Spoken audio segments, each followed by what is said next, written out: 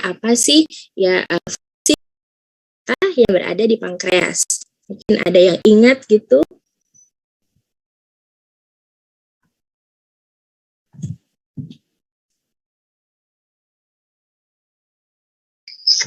Memasukkan insulin, Bu.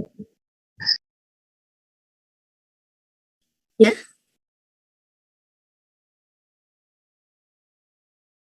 Bagaimana? Menghasilkan insulin, Bu. Ya, jadi memang perannya adalah insulin ya. Kita tahu kan insulin sangat berguna ya untuk mengambil kelebihan gula yang berada di dalam darah. Nah, tadi ini adalah ceftriaxone. Kemudian ini aloksan gitu ya. Jadi bagaimana sih mekanisme aloksan sebagai penginduksi diabetes? Kok bisa gitu ya? Aloksan ini dia menyebabkan kondisi diabetes pada hewan coba. Jadi memang sifatnya adalah radikal ya. Dia sifatnya radikal terhadap sel beta pankreas. Nah, jadi ketika aloksan diberikan akan terjadi reaksi oksidasi yang mana reaksi tersebut akan menyebabkan kerusakan dari sel beta. Nah, jadi seperti itu. Ini adalah pembuatan larutan obatnya. Jadi pada hari ini ya, yang akan digunakan itu adalah 1 glibenclamid, dosisnya 5 mg. Nah, nanti tugas kalian adalah tentunya mengkonversi gitu ya, mengkonversi dari dosis manusia ke dosis mencit. Karena hewan coba yang digunakan pada praktikum anti diabetik ini adalah menggunakan mencit. Jadi nanti kalian harus mengkonversi berapa sih dosis yang harus diberikan kepada mencit dengan berat badan tertentu. Lalu yang kedua kita gunakan metformin. Tadi metformin merupakan obat anti diabetes golongan biguanida. Dosis yang diberikan yang lazim pada manusia adalah 500 mg. Ini nanti tolong dikonversikan. Lalu ekstrak ya, jadi ekstrak yang digunakan di sini namanya adalah ekstrak Rosella ya. Jadi nanti ini belum tertulis ya, jadi dosis yang digunakan ya pada praktikum nanti kalian konversikan dosis ekstrak Rosellanya adalah 500 mg. Mungkin sudah kan ini ada yang sudah pernah praktikum obat. Apakah sudah punya pengalaman untuk membuat larutan obat begitu? Jadi ya ini gambarannya gitu ya, tentunya beberapa alat dan bahan yang digunakan dalam membuat larutan. Jadi sudah pernah ada pengalaman atau belum nih? Kalau larutan obat belum, Bu. Oh, belum pernah. Jadi kalau misalnya ketika praktikum offline kan tentunya ada bahan yang diinduksi. Nah, itu yang membuat larutannya siapa? Apakah dari laboran atau mungkin kakak asisten yang membuat atau mungkin dari kelas lain gitu?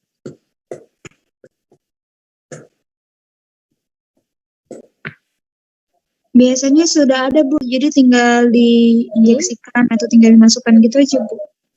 Oke, mungkin dari pihak laboran ya yang sudah membuatkan larutannya untuk kalian sehingga kalian tinggal menginjeksi aja gitu atau mengoralkan. Nah, jadi mungkin nanti kalian akan mengerjakan sendiri ketika penelitian nanti ya di tugas akhir. Jadi biasanya kalau kita membuat suatu larutan obat, misalnya kita punya ekstrak nih. Nah, kalau seandainya ekstrak kita itu tidak larut ke dalam air gitu ya, maka kita harus membuat ekstrak tersebut ya di dalam larutan di NaCMC gitu ya. Jadi kan NaCMC itu kita tahu suspending ya. Nah, jadi memang coba larutkan sedikit ekstraknya. Kalau dia larut di air, maka sebaiknya kita menggunakan air saja untuk pelarutnya, media pelarutnya. Namun, terkadang ada beberapa ekstrak yang sifatnya itu tidak larut ya, tidak larut ke dalam air, maka kita bisa menggunakan bantuan NaCMC. Oke, kita tonton dulu, ini ada video ya dari Ibu Vita gitu. Ibu Vita dapat video ya bagaimana sih proses injeksi aloksan. Namun di sini videonya adalah dengan rute intraperitoneal ya.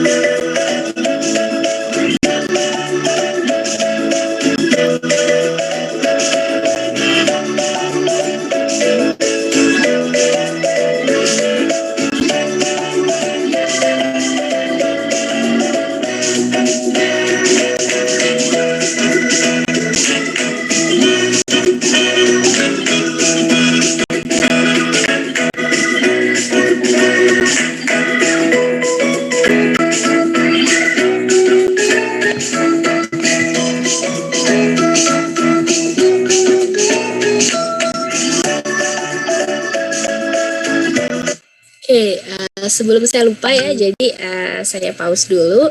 Jadi kalian nanti seandainya sewaktu-waktu gitu ya, apakah itu praktikum atau nanti penelitian yang mengharuskan kalian menginjeksi bahan dengan rute intraperitoneal. Nah, jadi intraperitoneal tentunya kita menginjeksikan bahan ya melalui masuk ke dalam rongga peritoneal gitu ya atau abdomen. Nah, jadi memang itu harus 45 derajat, kira-kira 45 derajat. Nah, kemudian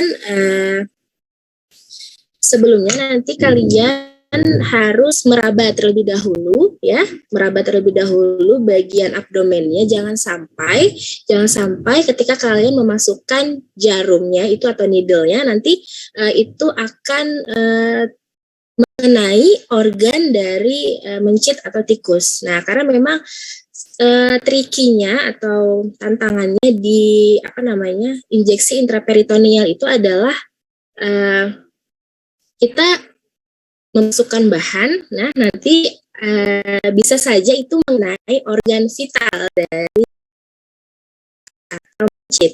Nah, biasanya efeknya itu adalah langsung kematian.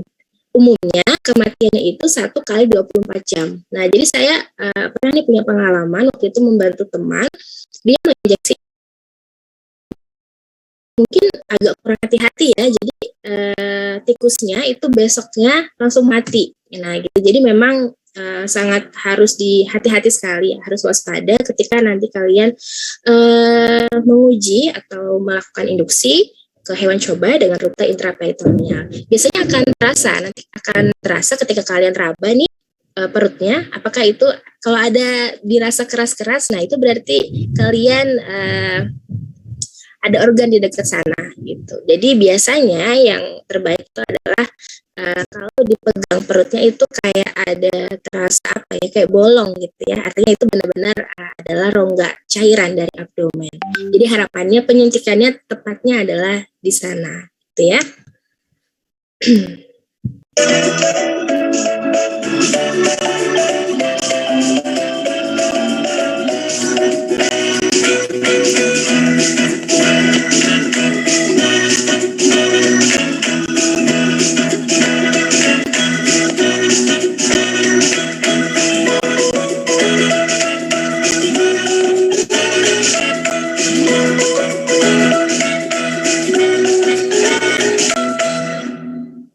Oke,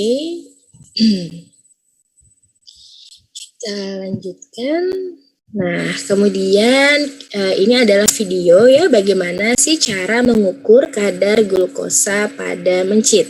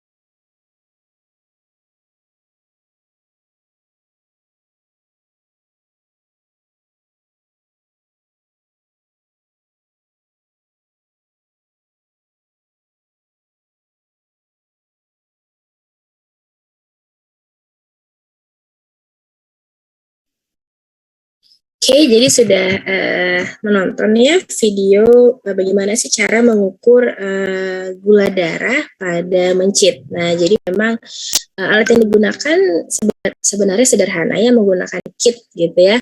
Jadi mungkin kalian juga sudah banyak sekali atau sering menjumpai alat tersebut. Memang biasa digunakan untuk manusia gitu ya. Jadi itu juga umum digunakan di laboratorium ya untuk menguji kadar apakah itu gula darah atau juga bisa asam urat atau kolesterol. Jadi itu memang biasa digunakan juga di laboratorium.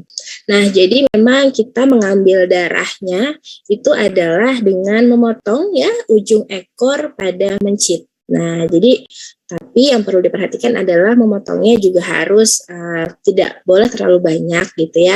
Jadi sedikit-sedikit. Nah, biasanya kalau kita memerlukan darah agak banyak, nanti kan dia ujungnya akan kering gitu ya. Jadi nanti kalian bisa potong lagi gitu ya.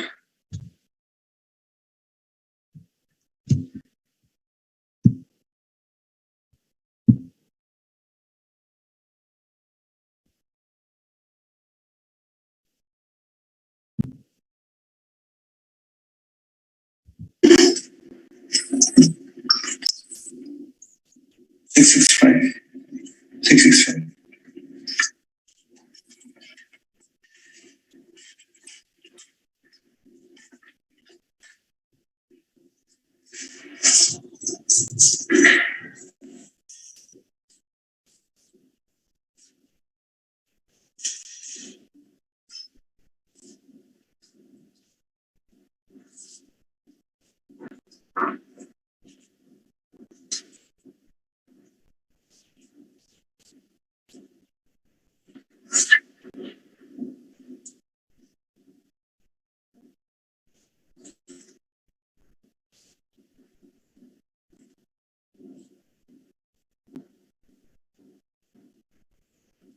142. Now through this strip. 142.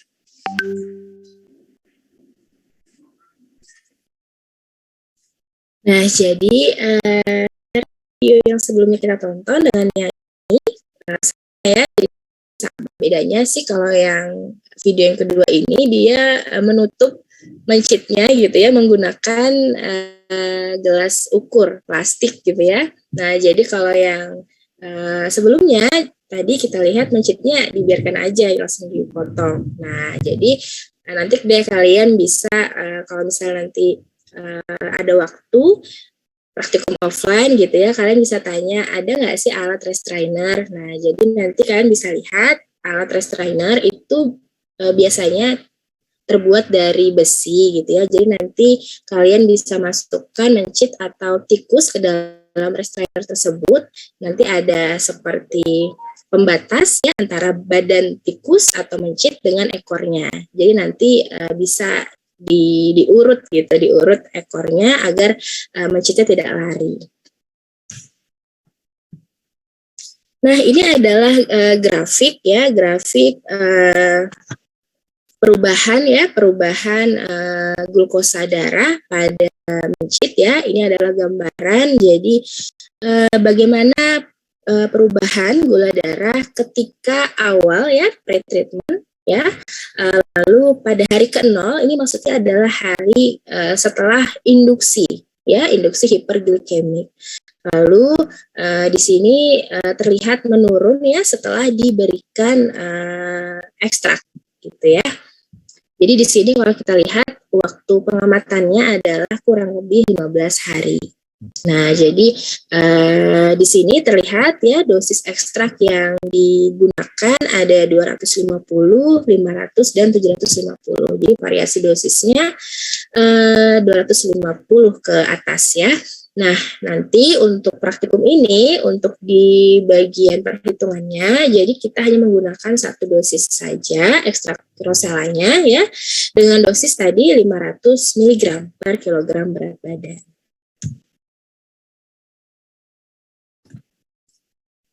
Jadi kalau kita lihat semuanya ini dari grafiknya semua sejalan ya. Jadi ketika diberikan induksi ya, aloksan, anggap saja aloksan, maka gula darahnya meningkat. Nah, bahkan ini ada yang sampai 400. Lalu ketika diberikan ekstrak ya, maka tentunya gula darahnya akan menurun. Gitu. Jadi sesuai gitu ya dengan teori yang ada.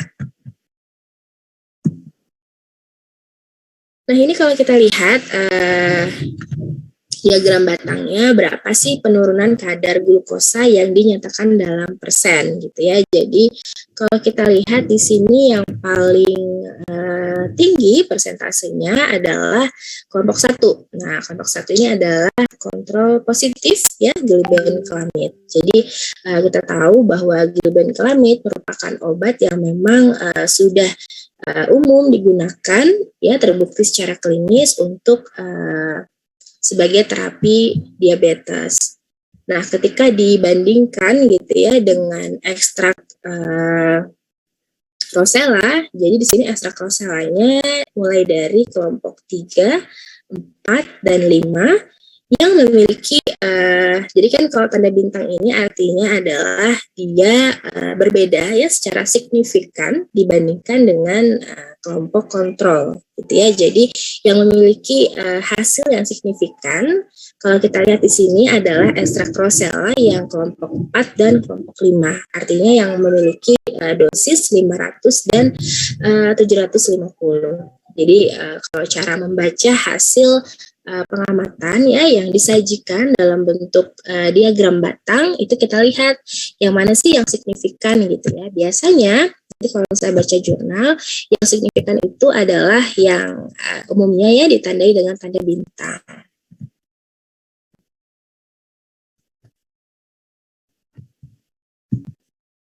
Oke, mungkin saatnya diskusi gitu ya. Jadi kita coba bahas beberapa soal-soal ya yang sudah dituliskan di sini gitu. Nanti tolong untuk soal-soal ini kalian masukkan ke dalam laporan. Nanti tolong dijawab dengan jelas gitu ya. Jadi mungkin sedikit ya kita bahas di sini untuk yang soal nomor 1.